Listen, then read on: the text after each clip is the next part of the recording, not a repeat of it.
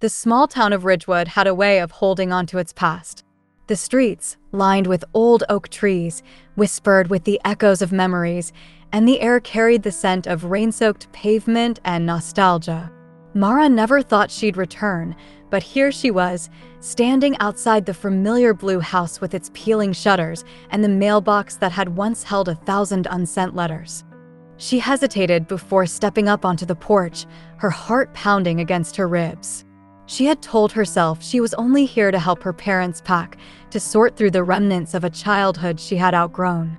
But the moment she saw the mailbox, she knew that wasn't the full truth. It had been 6 years. 6 years since Elias left without saying goodbye. 6 years since she had stood here, gripping the edges of letters she had written but never mailed. She had poured her heart into those words, confessions of love, of hurt, of everything she had been too afraid to say aloud. And now, fate had a cruel way of bringing him back. Mara turned at the sound of approaching footsteps, her breath catching in her throat. There he was, Elias.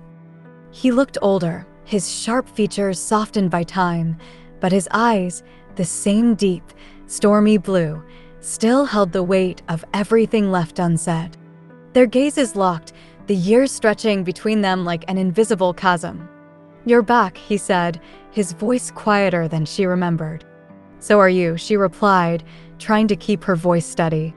He nodded, shoving his hands into his jacket pockets. "I wasn't sure if I'd see you." She let out a breath, half laughing. "I wasn't sure if I wanted you to." A silence fell between them, thick with memories. Elias glanced toward the mailbox. "Did you ever?" Mara shook her head before he could finish. "No, I never sent them." A shadow crossed his face. "I wrote to you too." Her heart stopped. "You did?" He exhaled, rubbing the back of his neck. "Yeah, but I never sent mine either." The words settled between them, heavy with what could have been. Mara swallowed hard. "Maybe we should have." Elias's lips quirked into something almost like a smile. "Maybe it's not too late." And for the first time in 6 years, Mara wondered if some stories weren't meant to stay unfinished. The evening air was thick with the scent of damp leaves and unfinished goodbyes. Mara stood in front of Elias, her mind tangled in the weight of his words. Maybe it's not too late. She wasn't sure if she believed that. They had spent years apart, years that had changed them in ways neither fully understood. And yet, here they were, standing in the same place where it all began, where it all fell apart. Elias glanced toward the old mailbox, his lips pressing into a thin line. "I came back for my father's estate," he admitted, "but part of me hoped I'd see you." Mara crossed her arms, her fingers tightening against the sleeves of her sweater.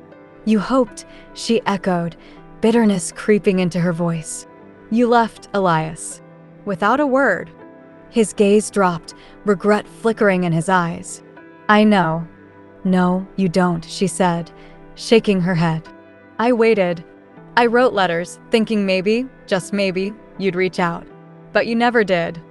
Elias swallowed hard. "I wanted to." Mara let out a sharp breath. "Then why didn't you?" He hesitated, his jaw tightening. "Because I was a coward." She froze at the raw honesty in his voice. "I thought leaving would make things easier," he continued, his voice rough. "That if I disappeared, I wouldn't hurt you more than I already had." He let out a hollow laugh. "Turns out, I just hurt us both." Mara's heart clenched, the years of unanswered questions swirling around her. She had spent so much time hating him for leaving. And now, standing here, she wasn't sure what she felt anymore.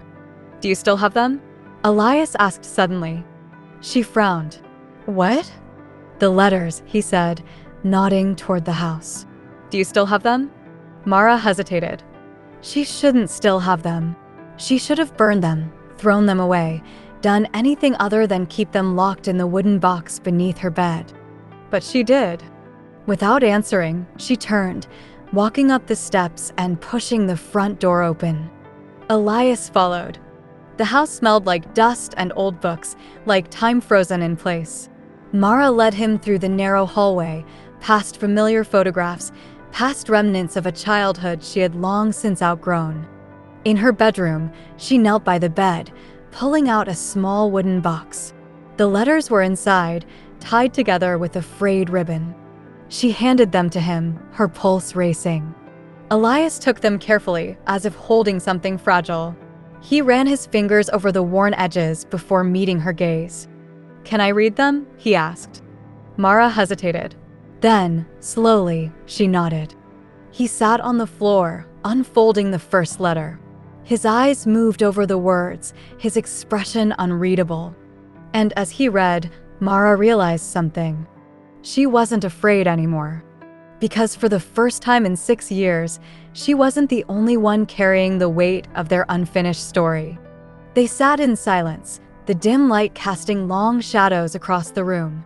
Elias read every letter, his hands tightening around the pages as if they were holding onto something irreplaceable. Mara watched him, her heart in her throat. She had poured herself into those letters, her anger, her sadness, her love. And now, finally, he knew. After what felt like an eternity, Elias exhaled, setting the letters down carefully. "I never deserved you," he whispered. Mara's chest ached. "Elias." "I left because I thought it was the right thing," he said, running a hand through his hair. "Because I thought you'd be better off without me. But I was wrong." She let out a shaky breath. "You should have told me that before you disappeared." "I know," he admitted, his voice thick with regret. "And I know I can't fix the past. But I need you to know, leaving didn't mean I stopped loving you." Her heart pounded at his words. Because despite everything, despite the years apart, she had never stopped loving him either. She closed her eyes, trying to steady herself. "What do you want from me, Elias?" He hesitated before answering. "Another chance," he said softly. Her breath caught. "I don't expect you to forgive me overnight," he continued, searching her face. "I just want to be in your life again. However you'll have me." Mara's walls, the ones she had carefully built around her heart, wavered. She should say no. She should walk away. But instead, she whispered, "Okay." The days that followed were filled with careful steps, cautious conversations, and moments where the past felt close enough to touch.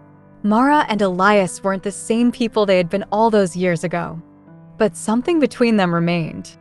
One evening, they sat on the old wooden porch, watching the sky fade into twilight. The letters sat between them, no longer a secret, no longer a burden. Elias turned to her. "Do you ever wonder how different things would have been if I had stayed?" Mara smiled faintly. "All the time." He reached for her hand, his touch hesitant, as if waiting for permission. She didn't pull away. Because maybe some love stories don't end. Maybe they just take a little longer to find their way back.